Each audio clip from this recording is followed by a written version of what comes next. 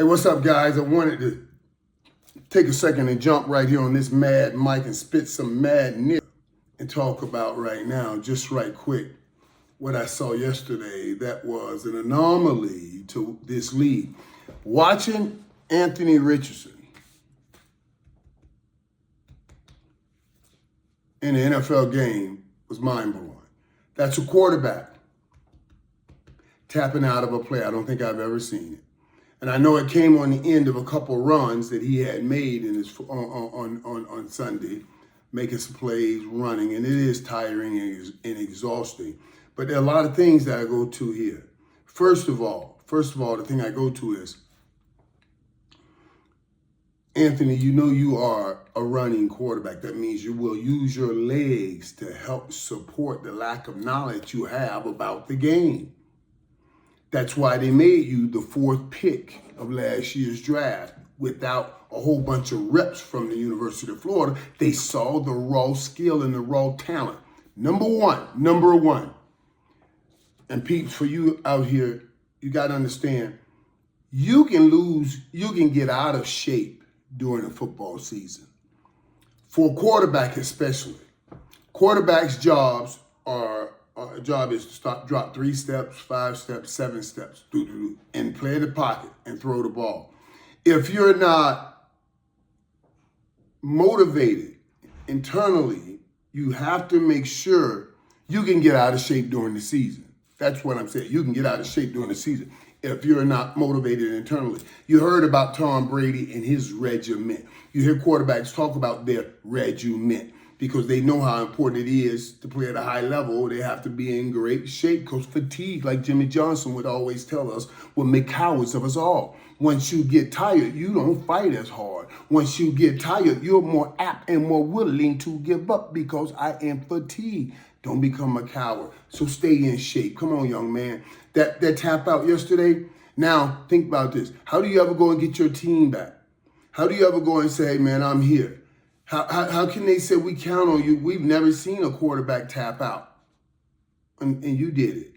Now, let me tell you, when he stepped to the podium, he said, man, I'm just being honest, I was tired, and I appreciate that honesty. And 99.99999% of the time, I'm going to tell you to be honest, but not there. I don't mind hearing, just I've had a bug.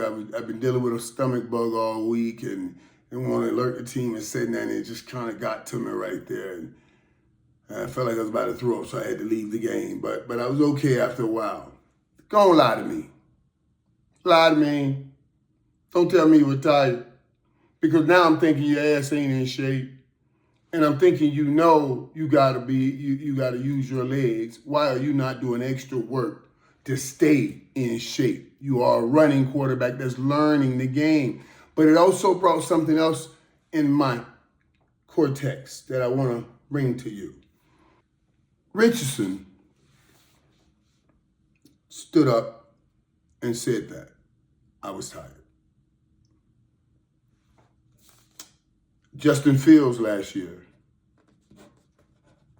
it was the year before that, said, I'm just tired of thinking. I don't want to think. I just want to go. I just want to play. I want you guys to understand, and this scares me and worries me, that every time you say anything as a quarterback of a national football team, National Football League, as a quarterback of a team in the National Football League, every time you say anything, it's dissected 2 million ways. 2 million ways. So I want you to make sure you're saying what you're saying.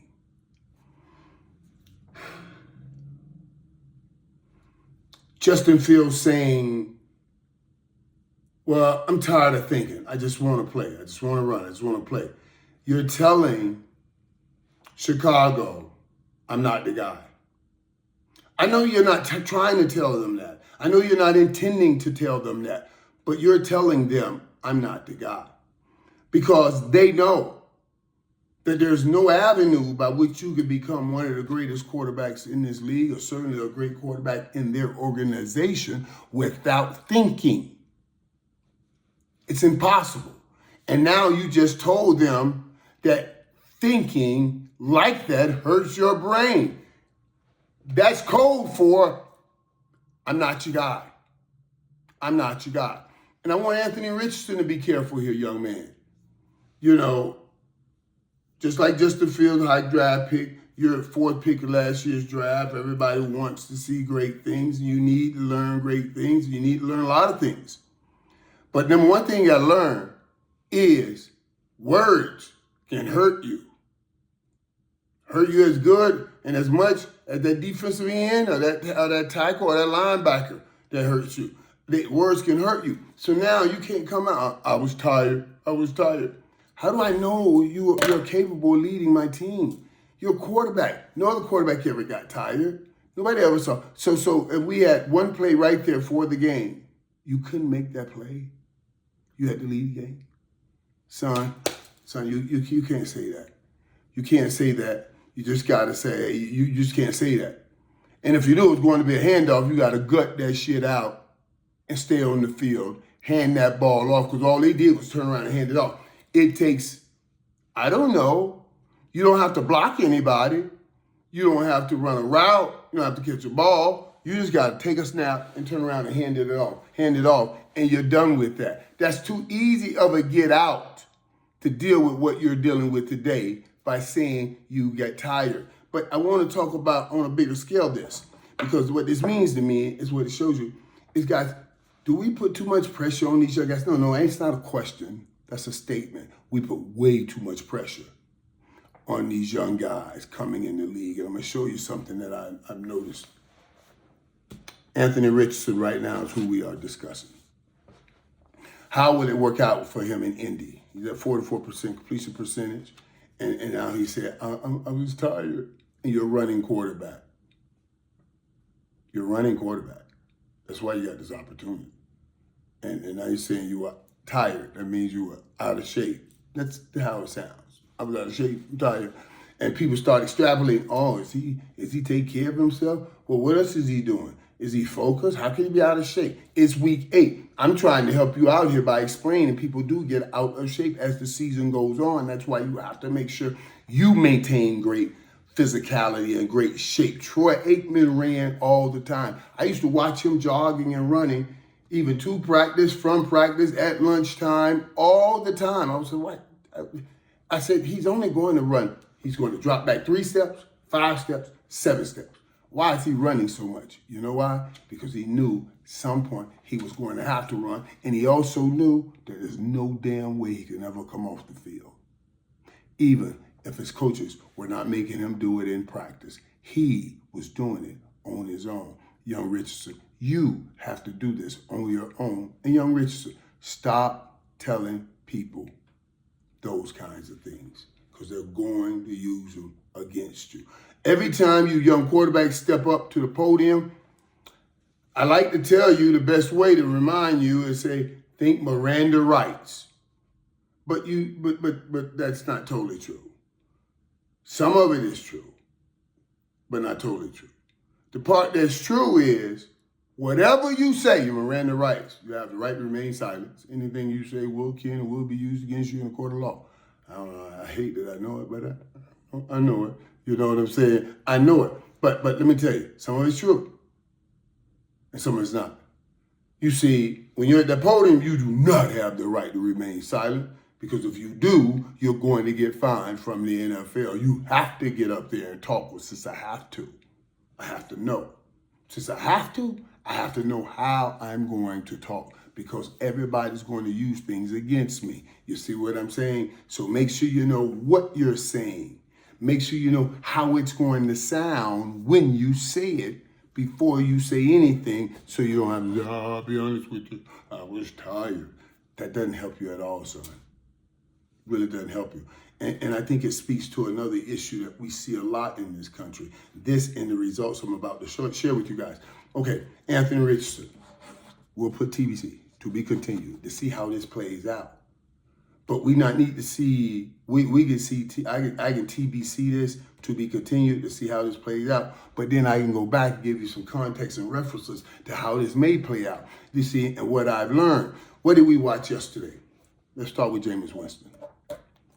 Jameis Winston came in for the Cleveland Browns and beat one of the top teams in the NFL top team in his division, which made me think, look at how well Jameis Winston played yesterday. He looked so comfortable. And I said, a lot of these young quarterbacks come in this league, man, it's some pressure on them. And a lot of pressure. And then after these guys seem like find a place, and I don't know if this is going to happen with Anthony Richardson, find another place where it's no longer that mounted pressure, they perform a little bit better. Let me tell you what I'm talking about. In 2013, the Jets draft Geno Smith. Geno Smith went to New York. He was a second-round pick number 39, but everybody was, oh, we got his quarterback, Geno Smith.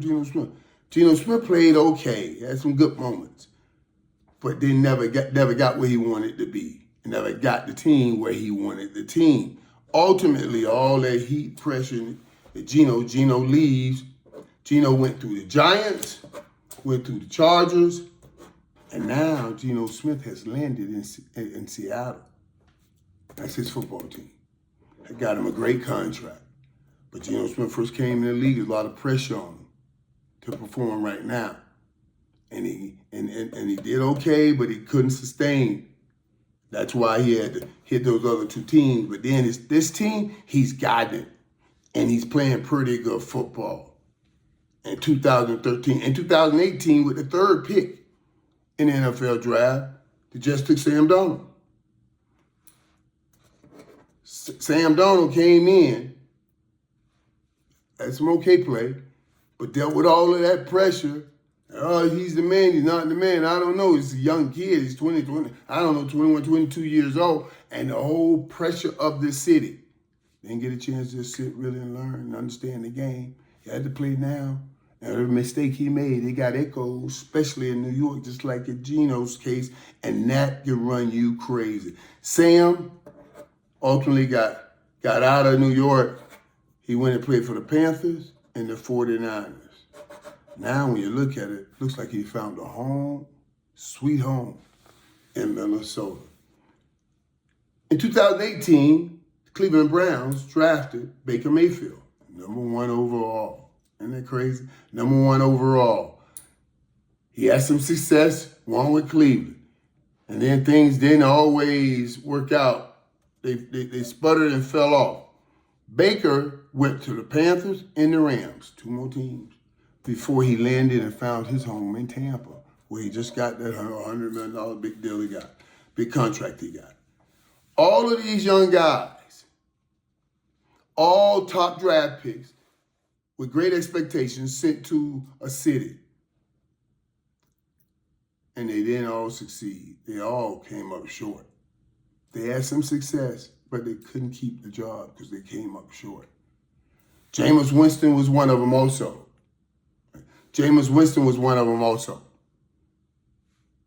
Went 30 for 30 in Tampa, 30 touchdowns, over 30 interceptions, actually 33 touchdowns, 30 interceptions. And then things went awry. He left Tampa, went to Saints, and now he was with the Browns. And he is playing pretty good football. We saw Sunday. I'm looking forward to seeing what he does forward to see how sustainable this is. But that was a pretty good game by Jameis Winston, and it says no more Deshaun Watson ever. But now for Jameis Winston moving forward, he has to see if I can make the Cleveland Browns my team forever. One last thing I thought was funny. Take Jameis and Winston, 2018. Baker Mayfield was in Cleveland first and did his rendezvous, but landed in Tampa. Jameis Winston was in Tampa first, but has done his rendezvous now, landing in Cleveland. He's trying to make Cleveland the home that Baker Mayfield has made for himself with his old team, Tampa. Now, Jameis Winston says, well, let me make me a home with your old team, Cleveland, because they're both older men. They know better now. They understand their game. They don't have the pressure on them when they were the first picks in the drafts and trying to raise up a city. And now that they don't have all that pressure from all the people, they're actually playing pretty good football that they can raise up a city. So I just want the people to know you do have a hand in all of this. So you people in New York understand your misery is sometimes at your own damn hands. Stop being so proud and being so rude and loud, and maybe you can keep you a young quarterback. That's why you're running around here dealing with guys like a Aaron Rodgers. You see what I'm saying? Old and grumpy because you have had nothing. You know what I'm talking about. I'm going to let that go. We'll talk again later.